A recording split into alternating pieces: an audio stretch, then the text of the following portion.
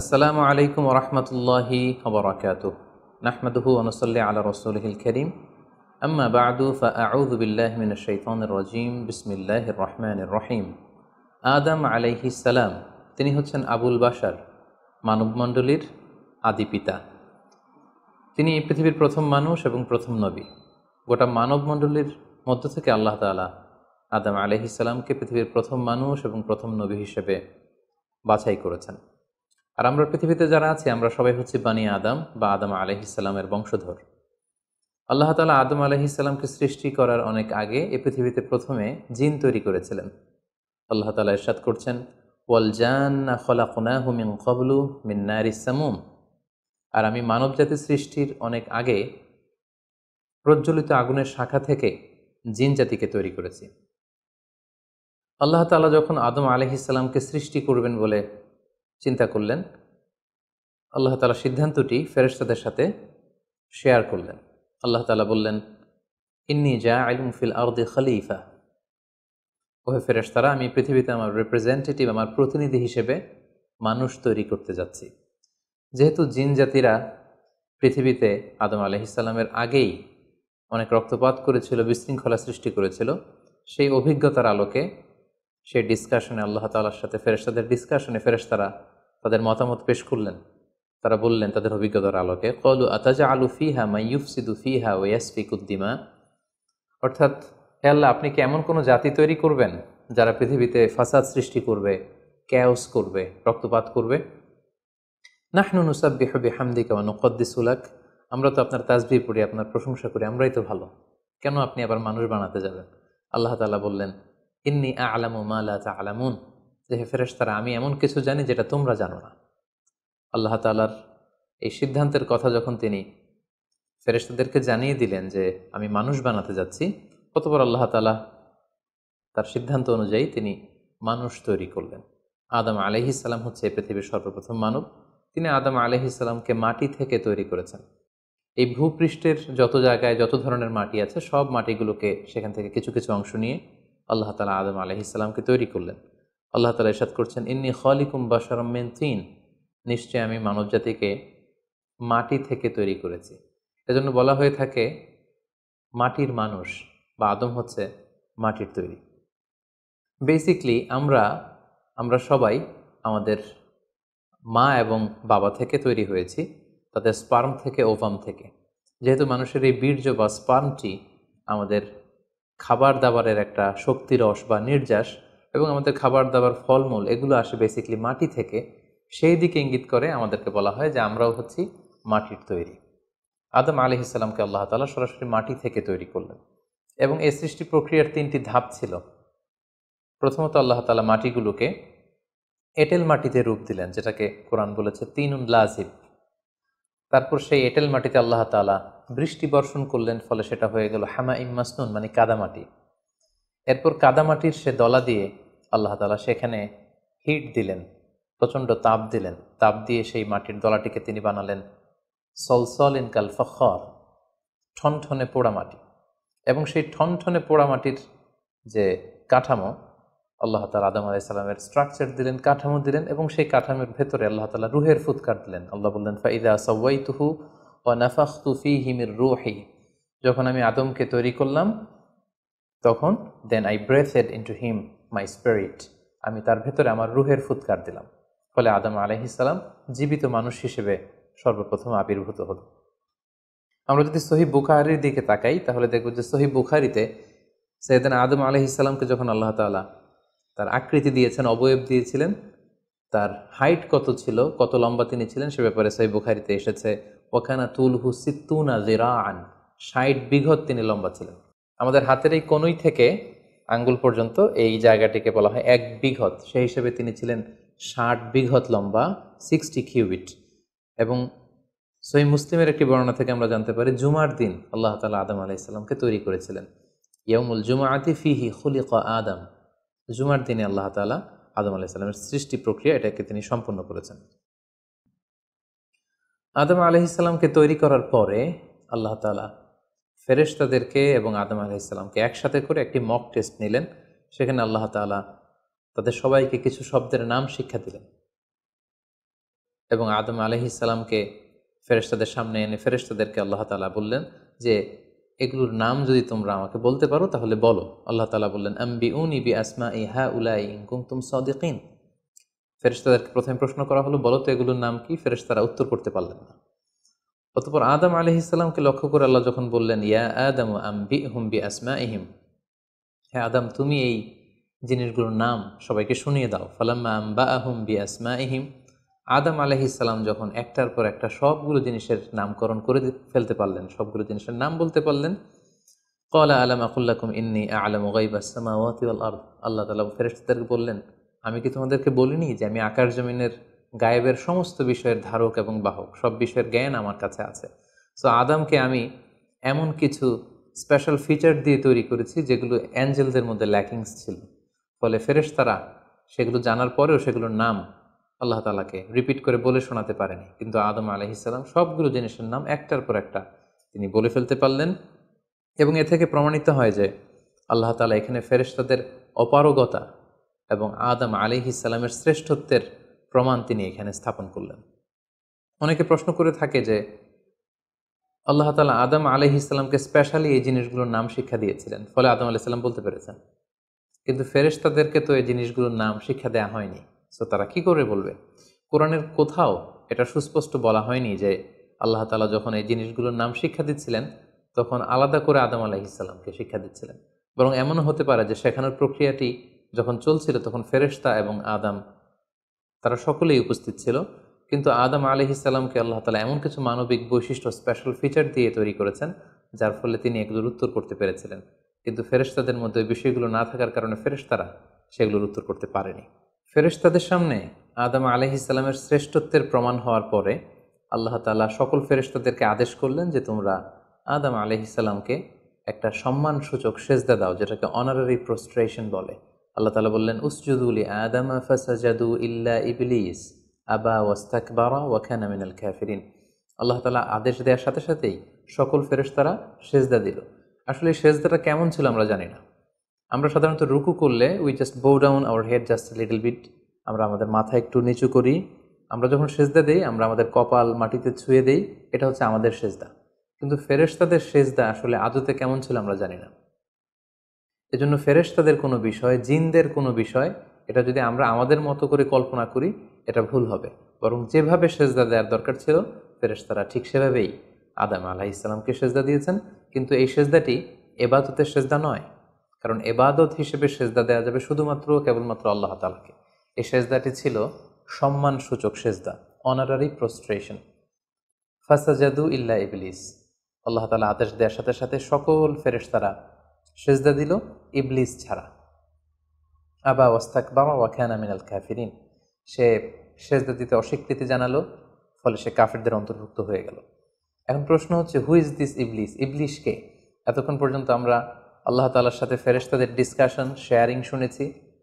আদম আলাইহিস সালামকে হঠাৎ করে সৃষ্টি করলেন, কিন্তু নাও এ নিউ ক্যারেক্টার অ্যাপিয়ার্ড, নতুন একটি ক্যারেক্টার চলে এসেছে, সেটা হচ্ছে ইবলিস। ইবলিস হচ্ছে এক মহাজ্ঞানী সত্তা, যে হচ্ছে কানা মিনাল জিন। কোরআন আমাদেরকে কনফার্ম করেছে কানা মিনাল জিন্নি ফাফাসাকা আন আমরি রাব্বি।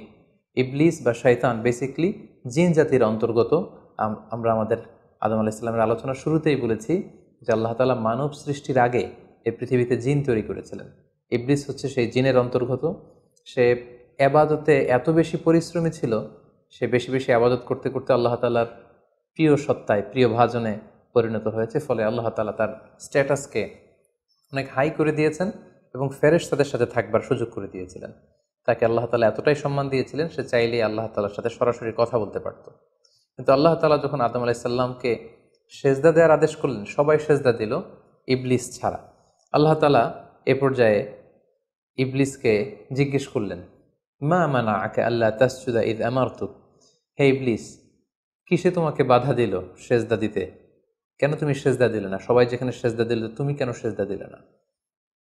ইবলিস তখন উত্তরে বলল আনা খায়রুম মিনহু খলাকতানি মিন নার ওয়া খলাকতাহু মিন তিন। আমি আদমের চাইতে শ্রেষ্ঠ। সে আল্লাহর সাথে আর্গুমেন্ট দিতে শুরু করলো, লজিক দিতে শুরু করলো। সে যদি অন্তত এতটুকু বলতো যে আল্লাহ আপনি কেন আমাকে সেজদা দিতে বলছেন, আমি এটার সিগনিফিকেন্স, এটার কারণ জানতে চাই, অথবা আল্লাহ আমি ভুল করে ফেলেছি, আপনি আমাকে ক্ষমা করুন, এর কোনোটাই না করে সে আল্লাহর সাথে আর্গুমেন্ট দিতে লাগলো। আর্গুমেন্টেটিভ একটা অ্যাটিটিউড তার মধ্যে গ্রো করলো। সে বলল, খলাকতানি মিন নার ওয়া খলাকতাহু মিন তিন, আপনি আমাকে সৃষ্টি করেছেন আগুন থেকে, আদমকে সৃষ্টি করেছেন মাটি থেকে। আগুন হচ্ছে ঊর্ধ্বমুখী, আগুনের লেলিহান শিখা দাউ দাউ করে উপরের দিকে উঠতে থাকে, আর মাটির চাকা ঢিলা, ছেড়ে দিলে নিচে পড়ে যায়। সো ঊর্ধ্বমুখী কোনো জিনিস তো নিম্নমুখী কোনো জিনিসের কাছে নত হতে পারে না, আমি কেন সেজদা দেব? সে যখন আল্লাহ তাআলার কাছে এইভাবে যুক্তিতর্ক স্থাপন করলো, আল্লাহ তাআলা তার র্যাঙ্কিংকে নষ্ট করে দিলেন। আল্লাহ বললেন যে তুমি বিতাড়িত, অভিশপ্ত, লাঞ্ছিত এবং ধিক্কৃত। আল্লাহ তাআলা তার যে হাই র্যাঙ্ক এবং স্ট্যাটাস, সেই পদমর্যাদা, তাকে পদমর্যাদাচ্যুত করা হলো। ফলে সে তার আগের অবস্থানে আর থাকলো না।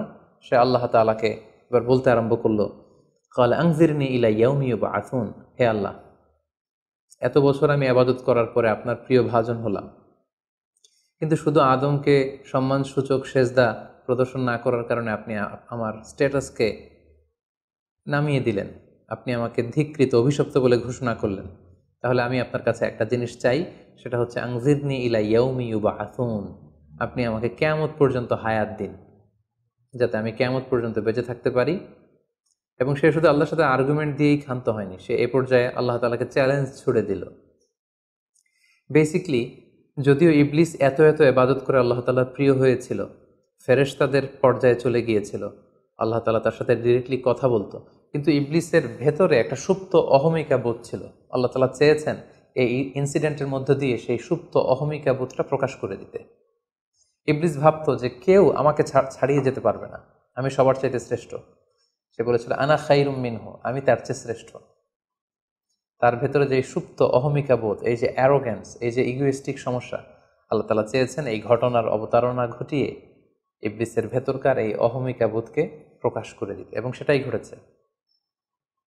এবার সে আল্লাহ তাআলাকে চ্যালেঞ্জ দিয়ে বলল যে, আল্লাহ, আপনি আমাকে কিয়ামত পর্যন্ত হায়াত দিন, লা আকউদান্না লাহুম সিরাতাকাল মুস্তাকিম, আপনার এই আদম সন্তান, বনি আদমের যারা পৃথিবীতে আসবে, তারা কি করে জান্নাতে যায় সেটা আমি দেখে নেব। আমি সিরাতুল মুস্তাকিমের সামনে বসে থাকবো, যাতে করে তারা সরল সঠিক পথ পেতে না পারে, তারা যাতে সত্যের পথে থাকতে না পারে। আমি তাদেরকে সুম্মা লাআতিয়ান্নাহুম মিন বাইনি আইদিহিম ওয়া মিন খলফিহিম ওয়া আন আইমানিহিম ওয়া আন শামাইলিহিম, সামনে থেকে, পেছন থেকে, ডান দিক দিয়ে, বাঁ দিক দিয়ে, সব দিক দিয়ে আমি তাদেরকে কুমন্ত্রণা দিব, ধোঁকা দিব, টেম্পটেশন দিব, হুইসপারিং করব। ওয়ালা তাজিদু আকসারাহুম শাকিরিন, আপনি তাদেরকে শুকরগুজার কৃতজ্ঞ বান্দাদের অন্তর্ভুক্ত পাবেন না। আল্লাহ তাআলা বললেন, লামান তাবিআকা মিনহুম লাআমলাআন্না জাহান্নামা মিনকুম আজমাইন, তুমি আমাকে চ্যালেঞ্জ দিচ্ছ, ঠিক আছে, আমিও তোমার চ্যালেঞ্জ নিলাম, চ্যালেঞ্জ অ্যাকসেপ্টেড। তোমাকে এবং তোমাকে যারা ফলো করবে, ফলোয়ারদেরকে, তাদের সবাইকে দিয়ে আমি জাহান্নামকে পরিপূর্ণ করব। আল্লাহ তাআলা ইবলিসকে কিয়ামত পর্যন্ত হায়াত দিলেন, তার চ্যালেঞ্জ গ্রহণ করলেন, এবং ইবলিসও তার মিশন এবং ভিশন ফিক্স করে নিল যে যে আদমের কারণে আজকে আমি এতটা ধিক্কৃত, অভিশপ্ত, লাঞ্ছিত, সে আদমকে এবং সে আদমের সন্তানদেরকে, বনি আদমকে আমি জাহান্নামে ঢুকানোর আগ পর্যন্ত ক্ষান্ত হব না। এবং আল্লাহ রাসূল সাল্লাল্লাহু আলাইহি ওয়াসাল্লাম বললেন যে, ইন্না শাইতানা ইয়াজরি মিনাল ইনসানি মাজরাদ দাম, মানুষের রক্ত প্রবাহের সাথে ইবলিস মিশে যেতে পারে, সেখানে যে সে কুমন্ত্রণা দিতে পারে। সেই ঘটনার পর থেকে আল্লাহ তাআলার সৃষ্টির, দুইটি শক্তিশালী সৃষ্টির মধ্যে তৈরি হয়ে গেল চিরশত্রুতা, চিরবিদ্বেষ, চিরদ্বন্দ্ব, শয়তান আর বনি আদম। আদম আলাইহিস সালামকে যখন সেজদা করতে বলা হলো, সবাই সেজদা করলো, কিন্তু ইবলিস সেজদা করলো না। এই ঘটনার পর আদম আলাইহিস সালাম কেমন যেন একটু একাকিত্ব এবং অস্থিরতা ফিল করতে লাগলেন, লোনলিনেস, কারণ তার কোনো সাথী নেই, সঙ্গী নেই, প্রতিবেশী নেই, বন্ধু নেই, বান্ধব নেই, কেউ নেই। মানুষ হিসেবে তিনি কেবল একা, বড়ই একা। তার এই অস্থিরতা, তার এই একাকিত্ব, তার এই লোনলিনেসকে আল্লাহ তাআলা বুঝতে পেরে তার একজন সঙ্গিনী তৈরি করলেন। তিনি হচ্ছেন হাওয়া আলাইহিস সালাম, এই পৃথিবীর প্রথম মানবী। এবং আল্লাহ তাআলা বললেন, ওয়াজআলা মিনহা যাওজাহা লিয়াসকুনা ইলাইহা, আল্লাহ তাআলা তার থেকেই তার একজন সাথী, তার সঙ্গিনী তৈরি করলেন, যার সান্নিধ্যে যে স্থির হতে পারে, সে প্রশান্তি পেতে পারে। অন্যত্র আল্লাহ তাআলা বলছেন, খালাকা মিনহা যাওজাহা ওয়া বাসসা মিনহুমা রিজালান কাসীরা ওয়া নিসাআ। আল্লাহ তাআলা আদমের মধ্য থেকেই তার সাথীকে বা তার জোড়াকে অর্থাৎ হাওয়াকে তিনি তৈরি করলেন, এবং এই আদম আর হাওয়া থেকে গোটা বিশ্বের সকল মানব মণ্ডলীকে তিনি তৈরি করেছেন। আদম আলাইহিস সালামের কোন জায়গা থেকে হাওয়া আলাইহিস সালামকে তৈরি করা হয়েছে? সহিহ বুখারীতে এসেছে, খুলিকনা মিন তিলা, পাঁজরের হাড় থেকে। আদম আলাইহিস সালামের বাম পাঁজরের উপর দিকের বাঁকা হাড় থেকে আল্লাহ তাআলা হাওয়া আলাইহিস সালামকে তৈরি করেছেন। হাওয়া শব্দটি এসেছে আরবি শব্দ হাই থেকে। হাই মানে জীবিত, প্রাণবন্ত। যেহেতু জীবন্ত আদম থেকে ওনাকে সৃষ্টি করা হয়েছে, তাই তাকে হাওয়া বলা হয়। অথবা আদম আলাইহিস সালাম হাওয়া আলাইহিস সালামের সঙ্গ পেলেই তিনি উজ্জীবিত হয়ে ওঠেন, প্রাণোচ্ছল হয়ে ওঠেন, এজন্য ওনাকে হাওয়া বলা হয়।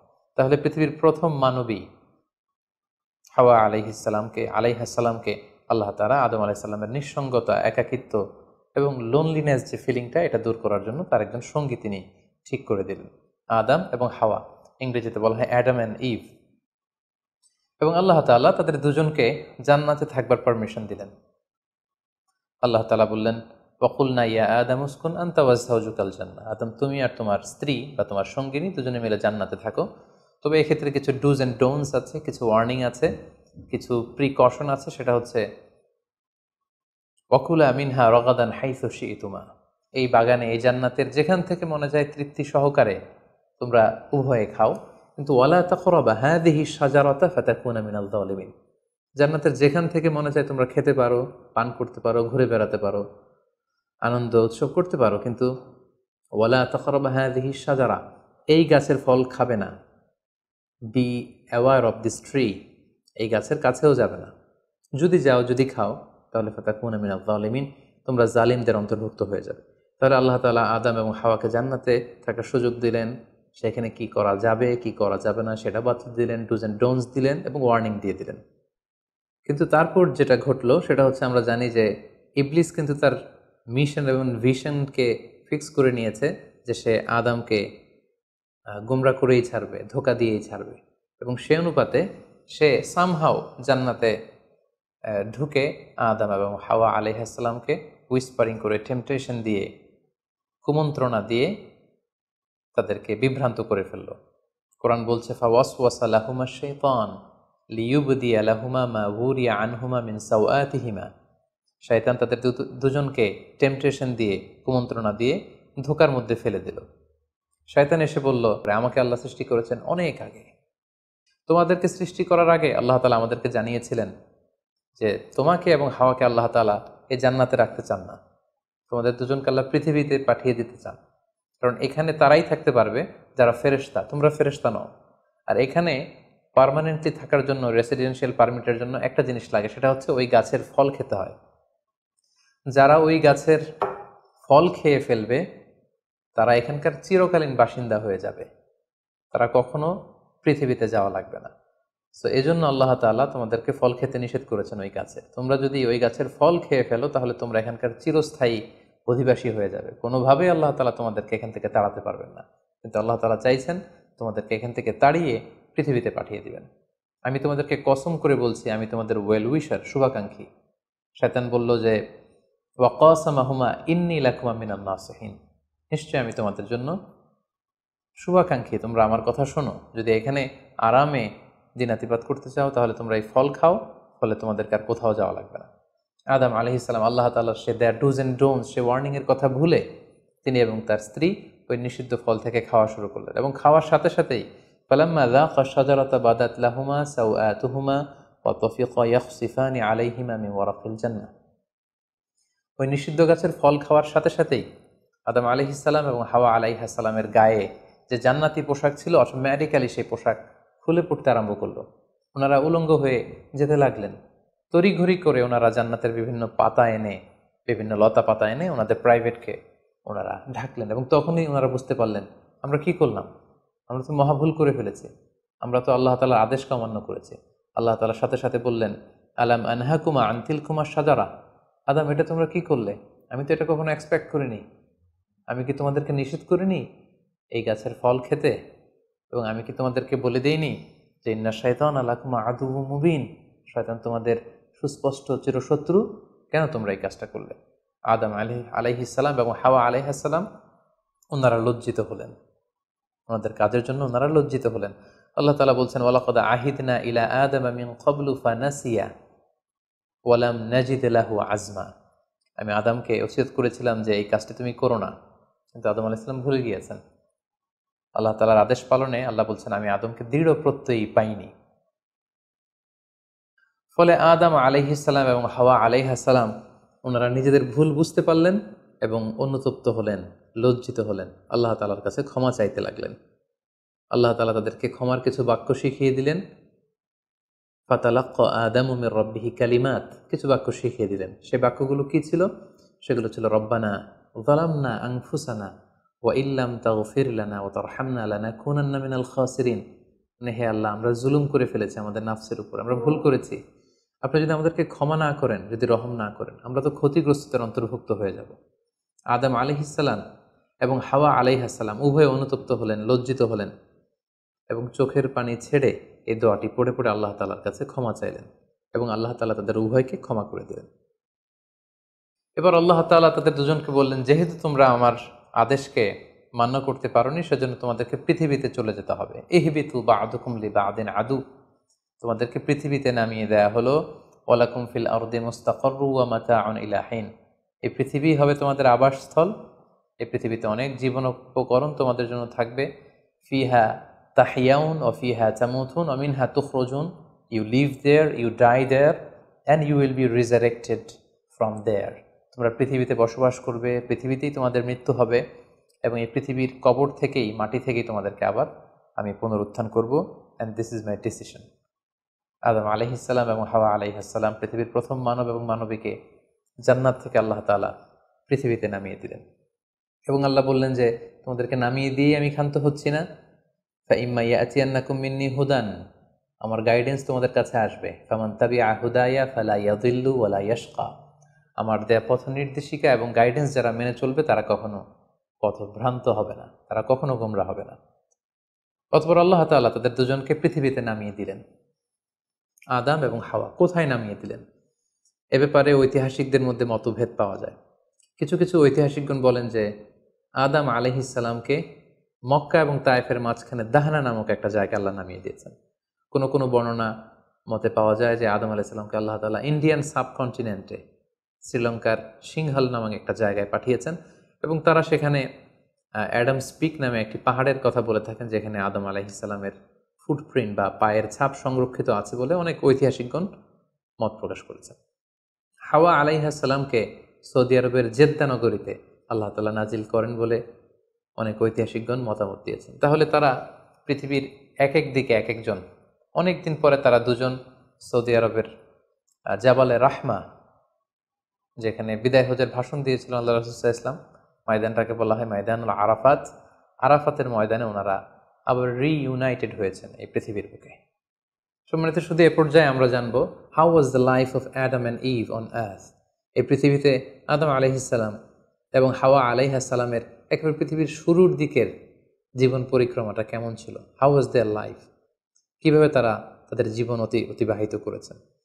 আমরা জানি যে তাদের দুজনের মাধ্যমেই হিউম্যান হিস্ট্রি শুরু হয়েছিল, মানব ইতিহাস। তাদের জীবন পরিক্রমাটা কিছুটা ভিন্ন, আমাদের চাইতে ভিন্ন, যেহেতু তারাই পৃথিবীর প্রথম মানব এবং মানবী। তাদের কোনো প্রতিবেশী নেই, তাদের কোনো বন্ধুবান্ধব নেই, পৃথিবীতে আর কোনো মানুষ তাদের আশেপাশে ছিল না, শুধু তারাই। তো সেক্ষেত্রে এক আল্লাহ তাআলার ইবাদত ছাড়া তাদের মৌলিক যে কাজটা ছিল সেটা ছিল পপুলেশন, কাল্টিভেশন অ্যান্ড কনস্ট্রাকশন। কি করে জনসংখ্যা বৃদ্ধি করা যায় পৃথিবীতে, কি করে সন্তান লালন পালন করা যায়, কি করে চাষাবাদ করা যায়, কি করে ফার্মিং করা যায় এবং কি করে মানব সভ্যতার বিনির্মাণ করা যায়, এটাই ছিল পৃথিবীর প্রথম মানব এবং এই মানবীর প্রধানতম দায়িত্ব। যেহেতু ওনারা যদি নতুন প্রজন্ম তৈরি না করেন, ওনারা যদি চাষাবাদ না করেন, ওনারা যদি সভ্যতা বিনির্মাণ না করেন, তাহলে পৃথিবীতে মানব সভ্যতা টিকে থাকবে না। ফলে মৌলিক ইবাদতের পাশাপাশি এগুলোই ছিল ওনাদের কাজ। আল্লাহ তাআলা সব শিখিয়ে দিলেন কিভাবে গাছ রোপণ করতে হয়, কিভাবে চাষাবাদ করতে হয়, কিভাবে ছাগল গরু এগুলো লালন পালন করতে হয় এবং সেখান থেকে কিভাবে দুধ দহন করে নিজেদের খাবারের যোগান দিতে হয়, বেসিকলি আদম আলাইসাল্লামের কাছে যে সহিফাগুলো নাজিল হয়েছিল সেখানে শরীয়তের মূলনীতির চাইতে কিভাবে পৃথিবী আবাদ করতে হবে এই বিষয়গুলোই বেশি স্থান পেয়েছিল। এক্ষেত্রে সবচেয়ে মজার ব্যাপার হচ্ছে আদম আলাইহিস সালামের এই জীবন পরিক্রমার সবচেয়ে গুরুত্বপূর্ণ একটি মজার বিষয় হচ্ছে যে কিছুদিন পরেই তাদের কুলকে আলোকিত করে, তাদের সংসারকে আলোকিত করে নতুন প্রজন্ম আসতে শুরু করলো। এবং আদম আলাইহিসসালাম এবং হাওয়া আলাইহিসসালামের মাধ্যমে যে সন্তানরা পৃথিবীতে আসতো তারা ছিল অলওয়েজ টুইন বেবি বা যমজ সন্তান হিসেবে আসতো। সর্বপ্রথম আল্লাহ তাআলা তাদেরকে একটি সন্তান, একটি ছেলে সন্তান এবং একটি মেয়ে সন্তান দিয়ে ধন্য করলেন এবং তারা তাদের নাম রাখলেন, ছেলেটির নাম রাখলেন কাবিল, মেয়েটির নাম রাখলেন আকলিমা। এবং তারপরের বছর আবারও হাওয়া আলাইহিসসালাম গর্ভবতী হয়ে সন্তান জন্ম দিলেন। সেক্ষেত্রেও একটি ছেলে একটি মেয়ে, কারণ এই ছেলে মেয়েদের বিয়ে দেওয়ার তখন পদ্ধতি ছিল এই বছর যেই ছেলে জন্মগ্রহণ করেছে সেই ছেলের সাথে পরের বছরের মেয়ের বিয়ে হতো, এবং এই বছর যে মেয়ে জন্মগ্রহণ করেছে তার সাথে পরের বছরের ছেলের সাথে এভাবে ক্রসিং সিস্টেমে বিয়ে হতো। যেহেতু পৃথিবীতে আর কোনো মানুষ তাদের আশেপাশে ছিল না, ফলে নিজেদের ভাই বোনদের মধ্যে বিয়ে হতো, তবে ওলটপালট করে। তো এর ফলে বাই ডিফল্ট আদম আলাইহিসসালামের ছেলে কাবিলের ভাগ্যে এসে জুটল তার পরের টার্নের যে বোন জন্মগ্রহণ করেছে হাবিলের সাথে, তার নাম ছিল লাবুদা। লাবুদার সাথে কাবিলের বিয়ে হবে এবং হাবিলের সাথে ইকলিমার বিয়ে হবে, এটাই ফিক্স করা হলো। কিন্তু এখানে একটি সমস্যা দেখা দিল, সেটি হচ্ছে ইকলিমা ছিল খুবই সুন্দরী, she was a very beautiful lady. ফলে কাবিল এটা মেনে নিতে পারেনি। সে প্রশ্ন উত্থাপন করলো যে কেন আমি লাবুদাকে বিয়ে করব? লাবুদা হচ্ছে কিছুটা শ্যামলা প্রকৃতির, আমি তাকে বিয়ে করব না, বরং আমার সাথে আমার যে বোন জন্মগ্রহণ করেছে সে ইকলিমাকে আমি বিয়ে করব। আদম আলাইহিসসালাম বললেন, না, এটা আল্লাহর দেয়া আদেশ। তোমার সাথে তোমার যে যমজ বোন জন্মগ্রহণ করেছে তাকে তুমি বিয়ে করতে পারবে না, বরং তোমার পরে হাবিল এবং লাবুদা যে জন্মগ্রহণ করেছে সে লাবুদা হবে তোমার স্ত্রী, এবং তোমার সাথে তোমার যে বোন আকলিমা জন্মগ্রহণ করেছে সে আকলিমা হবে হাবিলের স্ত্রী। কিন্তু কাবিল এটা সহজে মেনে নিতে পারেনি, ফলে সে এখানে প্রশ্ন উত্থাপন করলো এবং সে বলল যে আমি আকলিমাকে বিয়ে করতে চাই। দেখা দিল এক মহা সমস্যা। তখন আল্লাহ তাআলা আদম আলাইহিসসালামকে জানিয়ে দিলেন, ঠিক আছে, হাবিল এবং কাবিলকে কোরবানি করতে বলো, যার কোরবানি কবুল হবে সেই আকলিমাকে পাবে। এবং তখন কোরবানির সিস্টেম ছিল কোরবানি করে চলে আসার পরে আকাশ থেকে আগুন এসে যেই কোরবানিকে ঝলসে দিত সেই কোরবানিটা আল্লাহ তাআলার কাছে কবুল হয়েছে বলে ধরে নেওয়া হতো। আদম আলাইহিসসালামের ছেলে কাবিল বেসিকলি চাষি ছিল, সে এক বস্তা গম আল্লাহ রাস্তায় কোরবানি করলো। আর হাবিল সে মেষ চড়াতো, ছাগল চড়াতো, সে একটি বকরি জবাই করে আল্লাহ রাস্তায় কুরবানি করলো এবং তারা অপেক্ষা করতে লাগলো যে কার কুরবানি কবুল হয়। দেখা গেল আকাশ থেকে আগুন এসে হাবিলের বকরি বা ছাগলটাকে ঝলসে দিয়েছে, কিন্তু কোনো আগুন এসে কাবিলের গমের বস্তাকে বা গমের স্তূপকে ঝলসে দেয়নি। ফলে প্রমাণিত হলো যে হাবিলের কুরবানি আল্লাহ তাআলার দরবারে কবুল হয়েছে এবং আল্লাহ তাআলার দেয়া আগের বিধান অনুযায়ী হাবিলই আকলিমাকে বিয়ে করার সুযোগ পাবে। এই কথাটি আল্লাহ তাআলা খুব সুন্দর করে কোরআনুল কারীমে উল্লেখ করেছেন। আল্লাহ বলছেন, ফাতুকুব্বিলা মিন আহাদিহিমা ওয়া লাম ইউতাকাব্বাল মিনাল আখার। তাদের একজনের কোরবানি কবুল হলো, আরেকজনেরটি হলো না। ফলে হাবিল আকলিমাকে বিয়ে করার সুযোগ পেল। কিন্তু কাবিল এতে আরো প্রচণ্ড জেলাসি ফিল করতে লাগলো। সে হিংসায় জ্বলে পুড়ে অত্যন্ত রেগে গিয়ে বলল, লা আক্তুলান্নাক, হাবিল আমি তোমাকে হত্যা করব, তোমাকে হত্যা করে হলেও আমার সুন্দরী বোন আকলিমাকে আমি ছিনিয়ে নিব। তখন হাবিল বলতে লাগলো যে লাইম বাসাত্তা ইলাইয়া ইয়াদাকা লিতাকতুলানি মা আনা বিবাসিতি ইয়াদি আলি ইলাইকা লিআকতুলাক। অর্থাৎ, হে কাবিল, তুমি যদি আমাকে হত্যা করতে অগ্রগামী হও, হাত বাড়াও, আমি আমার হাতকে বাড়াবো না তোমাকে আঘাত করার জন্য। কারণ তুমি যদি আমাকে হত্যা করো তাহলে আমার পাপ, তোমার পাপ সবটাই তোমার ঘাড়ে বর্তাবে, আর আমি এত বড় পাপ কাজ কখনোই করতে চাই না। কাবিল এ কথাতেও ক্ষান্ত না হয়ে সে হত্যা করতে উদ্ধত হলো এবং সে তার কথা মতো তার ভাই হাবিলের উপর চড়াও হয়ে আক্রমণ করে তার আপন ভাই হাবিলকে সে হত্যা করে ফেলল। কোরআন বলল, ফাকাতালা ফাসবাহা মিনাল খাসিরিন। কাবিল হাবিলকে হত্যা করে ফেলল। প্রতিহিংসার অনলে জ্বলে পুড়ে শয়তানের কুমন্ত্রণায় পৃথিবীর প্রথম হত্যাকাণ্ড, the first murder ever in the world, পৃথিবীর প্রথম হত্যাকাণ্ড সংঘটিত হলো এবং হত্যাকারী ছিল আদম আলাইহিসসালামের ছেলে কাবিল, এবং এই পৃথিবীর প্রথম নিহত মানুষের নাম হচ্ছে হাবিল। সহিহ বুখারীতে আল্লাহ রাসূল সাল্লাল্লাহু আলাইহি ওয়াসাল্লাম ইরশাদ করেছেন, আউয়ালু মান সান্নাল কতলা। কাবিল হচ্ছে ওই ব্যক্তি যে পৃথিবীতে সর্বপ্রথম হত্যার ট্র্যাডিশন চালু করেছে। কাবিলের আগে কেউই পৃথিবীতে হত্যাকাণ্ড ঘটায়নি, ফলে হাবিল হচ্ছে পৃথিবীর প্রথম শহীদ বা প্রথম নিহত মানুষ। এবং কাবিল যেহেতু এই হত্যার ট্র্যাডিশন করেছে, এই মার্ডারের ট্র্যাডিশন করেছে, ফলে পৃথিবীতে যারাই এই বিচার বহির্ভূত হত্যা বা অন্যায়ভাবে কাউকে হত্যাকাণ্ডের সাথে জড়িত হবে, তার একটি পার্সেন্টেজ গুণা কিয়ামত পর্যন্ত কাবিলের ভাগেও এটি যেতে থাকবে। এখন যে মজার ব্যাপারটি ঘটেছে সেটি হচ্ছে, কাবিল যখন হাবিলকে আক্রমণ করেছে, হাবিলকে নিহত করেছে, হত্যা করার পরে হাবিল লাশ হয়ে শুয়ে রইল। কারণ কাবিল যখন হাবিলকে আক্রমণ করেছে, হাবিলের গা থেকে যখন ব্লিডিং হয়েছে, সে ছটফট করতে করতে এক পর্যায়ে মারা গেল। কিন্তু মারা যাওয়া কাকে বলে এটাও পৃথিবীর কেউ জানতো না। কাবিল নিজেও বুঝতে পারেনি যে এইভাবে আমি আঘাত করলে হাবিল এইভাবে মরে যাবে, তার ব্লিডিং হবে। মৃত্যু কি এটা তারা জানে না, কারণ এই পর্যন্ত এই পৃথিবীতে কেউ তো মারা যায়নি। ফলে সে দেখলো যে কিছুক্ষণ আগে আমার ভাই হাবিল আমার সাথে কথা বলছিল, এখন হাবিল আর কথা বলে না, চুপ করে শুয়ে আছে, নড়ে না চড়ে না। কাবিল তার ভাইকে কাঁধে নিয়ে ঘুরতে লাগলো। কি করবে, সে কথা বলে না কেন? কারণ এটা যে মৃত্যু, দিস ইজ দ্য ডেথ, এটা তাদের জানা ছিল না। এবং তার ভাইয়ের লাশকে সে কি করবে সে নিজে বুঝতে পারছিল না। তখন হাবিলকে শিক্ষা দেওয়ার জন্য আল্লাহ তাআলা একটি কাককে পাঠালেন। ফাবাআসাল্লাহু গুরাবান ইয়াবহাসু ফিল আরদি লিউরিয়াহু কাইফা ইউয়ারি সাওআতা আখি। দুটি কাক এসে একটি কাক আর একটি কাককে হত্যা করলো, এবং হত্যাকারী কাকটি তার ঠোঁট দিয়ে তার পা দিয়ে মাটি খুঁড়ে গর্ত করে সেই গর্তের ভেতরে মৃত কাকটিকে ফেলে আবার মাটি দিয়ে ঢেকে ফেলল। এই দৃশ্যটি হাবিল দেখে বুঝতে পারলো যে কাবিল দেখে বুঝতে পারলো আমাকেও একই কাজ করতে হবে। কাবিল তখন মাটি খুঁড়ে তার ভাই হাবিলকে মাটি চাপা দিয়ে পৃথিবীর প্রথম ফিউনারাল বা বারিফাইংয়ের যে সিস্টেম, কবর দেওয়ার যে প্রক্রিয়া, এটা তিনি সারলেন। আদম আলাইহিস সালাম তখন চলে গিয়েছিলেন মক্কায় কাবা নির্মাণের কাজে বা হজের কাজে। সেখান থেকে ফিরে এসে এই ঘটনা শুনে তিনি অত্যন্ত দুঃখ পেলেন। তিনি কাবিলকে ভর্ৎসনা করলেন এবং আদম আলাইহিস সালামের সন্তান সন্ততি সবাইকে ডেকে তিনি নাসিহত করলেন, এক আল্লাহর আদেশ মেনে নেওয়ার জন্য তিনি সবাইকে আহ্বান জানালেন।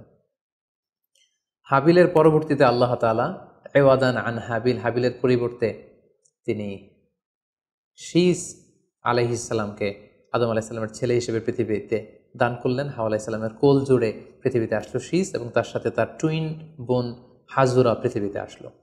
এবং আদম আলাইহিস সালামের পরে শীস আলাইহিস সালামকে আল্লাহ তাআলা নবী হিসেবে সিলেক্ট করলেন। এবং সহিহ ইবনে হিব্বানের একটি বর্ণনা এসেছে, যদি বর্ণনাটি দুর্বল, যে শীস আলাইহিস সালামের কাছে আল্লাহ তাআলা 50টি সহিফা নাজিল করেছিলেন। দেখতে দেখতে আদম আলাইহিস সালাম তার জীবনের 1000 বছর পূর্ণ করলেন। তিনি বয়োবৃদ্ধ হয়ে আসলেন এবং তার এই নবুয়তির দায়িত্ব আল্লাহ তাআলা শীস আলাইহিস সালামের কাঁধে দেওয়ার পরে আদম আলাইহিস সালামের পৃথিবী থেকে বিদায় নিলেন। কোথায় তাকে কবর দেয়া হয়েছে? ঐতিহাসিকদের মধ্যে একাধিক মত পাওয়া যায়। কোনো কোনো বর্ণনা মতে ওনাকে মক্কাতে কবরস্থ করা হয়েছে, কোনো কোনো ঐতিহাসিক বর্ণনা মতে ওনাকে বাইতুল মাকদাসে কবরস্থ করা হয়েছে। আর ঠিক এভাবেই পৃথিবীর প্রথম মানব এবং প্রথম নবী আদম আলাইহিস সালাম এই পৃথিবী থেকে বিদায় নিয়ে পরপারে পাড়ি জমালেন। সম্মানিত সুধী, আদম আলাইহিস সালামের এই জীবনী থেকে আমাদের জন্য কি শিক্ষা? কেন আল্লাহ তাআলা কালামুল্লাহ মাজিদে কুরআনুল কারীমে নবীদের ঘটনাগুলো বর্ণনা করেছেন? কেন আদম আলাইহিস সালামের ঘটনা আমাদেরকে শুনিয়েছেন? নিশ্চয়ই এর পেছনে কারণ রয়েছে। সেটি হচ্ছে আমরা যাতে করে এই জীবনী থেকে আমাদের প্রাত্যহিক জীবনের জন্য শিক্ষা, লেসন, এগুলো যাতে গ্রহণ করতে পারি। আদম আলাইহিস সালামের এই বর্ণাঢ্য জীবনী থেকে, সংগ্রামী জীবনী থেকে আমরা কি শিখতে পারি, কি কি লেসন আমাদের জন্য রয়েছে, এ পর্যায়ে আদম আলাইহিস সালামের জীবনী থেকে শিক্ষাগুলো আমরা আলোচনা করব। আদম আলাইহিস সালামের জীবনী থেকে প্রথম যে শিক্ষাটা আমরা পাই সেটা হচ্ছে সৃষ্টির জন্য অহংকার করা বা অ্যারোগেন্স এটা শোভা পায় না। অহংকার করা এটা হচ্ছে স্রষ্টার বৈশিষ্ট্য। কোনো সৃষ্টি কখনো অহংকার করতে পারে না। আল্লাহ তাআলা বলেছেন হাদিসে কুদসিতে, আল কিবরিয়া উরিদা ই, অহংকার হচ্ছে আমার চাদর, এজন্য যে অহংকার করবে ওকে আমি জাহান্নামে নিক্ষেপ করব। কিন্তু শয়তানের ক্ষেত্রে আমরা এই মিস্টেকটাই দেখেছি। সে অহংকারের ফাঁদে পা দিয়ে আল্লাহ তাআলার আদেশ অমান্য করেছে এবং সে ধিকৃত অভিশপ্ত একটা সত্তায় পরিণত হয়েছে। এবং সে বলেছে যে আনা খাইর মিনহু, আমি আদমের চাইতে শ্রেষ্ঠ। কোনো বিশ্বাসী, কোনো প্র্যাকটিসিং মুসলিম কখনো নিজেকে বড় মনে করতে পারে না। ইসলাম আমাদেরকে এটা শেখায় না। নিজেকে বড় মনে করা এটা হচ্ছে শয়তানের স্বভাব, যেটা আমরা আদম আলাইসাল্লাম এবং শয়তানের যে ঘটনা, ইনসিডেন্ট, সেখান থেকে আমরা জানতে পারলাম। নিজেকে বড় মনে করা এটা শয়তানের অ্যাটিটিউড। বিশ্বাসীরা কখনো নিজেকে বড় মনে করে না, তারা কখনো অ্যারোগ্যান্ট অ্যাটিটিউডের হতে পারে না। কারণ আল্লাহ রাসূল সাল্লাল্লাহু আলাইহি ওয়াসাল্লাম আমাদেরকে শিখিয়েছেন, আল্লাহুম্মা জাআল ফি আইনি সাগীরা ওয়া ফি আ'ইউনিন নাসি কাবীরা, হে আল্লাহ, আপনি আমার চোখে আমাকে ছোট বানান, মানুষের চোখে আপনি আমাকে বড় বানান। আপনি নিজেকে কখনো বড় বলে উপস্থাপন করতে পারবেন না। আপনি বড় এটা আপনার মুখে বলা শোভা পায় না, বরং আপনি বড় কিনা ছোট এটা মানুষ প্রমাণ করবে, সেটা মানুষ ডিসাইড করবে। এজন্য আল্লাহ রাসূল সাল্লাল্লাহু আলাইহি ওয়াসাল্লাম বলতেন, হে আল্লাহ, আমার চোখে আপনি আমাকে ছোট বানান, মানুষের চোখে আপনি আমাকে বড় বানান। তাহলে আদম আলাইহিস সালাম এবং ইবলিসের এই ঘটনা থেকে আমরা প্রথম যে শিক্ষাটা পাই সেটা হচ্ছে আমরা যেন কখনো আমাদের অন্তরে অহমিকা বোধ লালন না করি, আমরা যেন এই ইগোইস্টিক সমস্যাতে না ভুগি, আমরা কখনো যেন অহংকারী না হই, বরং আমরা যেন বিনয়ী হতে পারি। বিনয়ী বান্দাদেরকে আল্লাহ তাআলা পছন্দ করেন। নিজেকে বড় মনে করা এটা হচ্ছে শয়তানের স্বভাব, এবং সে নিজেকে বড় মনে করেই চির অভিশপ্ত হিসেবে চিহ্নিত হয়েছে। আদম আলাইহিস সালামের ঘটনা থেকে আরও একটি শিক্ষা আমরা যেটি পাই সেটি হচ্ছে শয়তানের প্রথম মিশন ছিল মানুষের দেহ থেকে পোশাক খুলে ফেলা। আই রিপিট, আমি আবারও বলছি, মানুষের দেহ থেকে পোশাক খুলে ফেলা, নগ্নতা বা অশ্লীলতা, এটা হচ্ছে শয়তানের প্রধান হাতিয়ার। আমরা এই ঘটনা থেকে জেনেছি যে আদম আলাইহিস সালাম এবং হাওয়া আলাইহিস সালাম তারা যখন ওই নিষিদ্ধ গাছ থেকে ভক্ষণ করলেন, তারা যখন নিষিদ্ধ ফলটি খেয়ে ফেললেন, সাথে সাথে জান্নাতের পোশাক তাদের দেহ থেকে খুলে পড়ে গিয়েছে। এবং কেন আদম আলাইসাল্লাম এবং হাওয়া আলাইহাসাল্লামকে শয়তান ওয়াসওয়াসা দিয়েছিল? সূরা আরাফে আল্লাহ বলছেন, লিউরিয়া হুমা সাওআতিহিমা, যাতে করে তাদের প্রাইভেট, তাদের লজ্জাস্থান প্রকাশিত হয়ে পড়ে। তাহলে আমরা এই ঘটনা থেকে আরও যে শিক্ষাটি পাই সেটি হচ্ছে নগ্নতা এবং অশ্লীলতা হচ্ছে শয়তানের প্রধান হাতিয়ার। বর্তমানে আমরা সেটাই দেখতে পাচ্ছি যে শয়তান আমাদের পোশাককে খাটো করতে চাচ্ছে। দিনকে দিন আমাদের পোশাকের ধরন এমন হতে যাচ্ছে, বিশেষ করে আমাদের বোনদের বা নারীদের পোশাকের দিকে যদি আমরা তাকাই, এটা ছোট হতে হতে এমন একটা পর্যায়ে চলে যাচ্ছে, এর মাধ্যমে কিন্তু এই নিউডিটি বা নগ্নতা এবং অশ্লীলতার ছড়াছড়ি আমাদের সমাজে খুব বেড়ে গিয়েছে। এবং এটা ছিল শয়তানের প্রধান হাতিয়ার। আমাদের আদি পিতা এবং আদি মাতাকে এই নগ্নতা এবং অশ্লীলতার মাধ্যমেই, তাদের দেহ থেকে পোশাক খোলার মাধ্যমে কিন্তু শয়তান প্রথম তার শত্রুতা প্রকাশ করতে পেরেছিল। এবং কারা আসলে আমাদের শত্রু, কে আমার শত্রু, কে আমার বন্ধু, এটা আমাদেরকে জানতে হবে। আল্লাহ তাআলা খুব সুস্পষ্টভাবে কোরআনে বলেছেন যে ইন্নাহু লাকুম আদু মুবিন, তোমরা শয়তানের পদাঙ্ক অনুসরণ করো না, কারণ শয়তান হচ্ছে তোমাদের সুস্পষ্ট শত্রু। সো কে আমার বন্ধু, কে আমার শত্রু, এ ব্যাপারে যেন আমরা সুস্পষ্ট একটি ধারণা পেতে পারি, এই জন্য কোরআন আমাদেরকে জানিয়েছে শয়তান হচ্ছে আমাদের প্রকাশ্য শত্রু।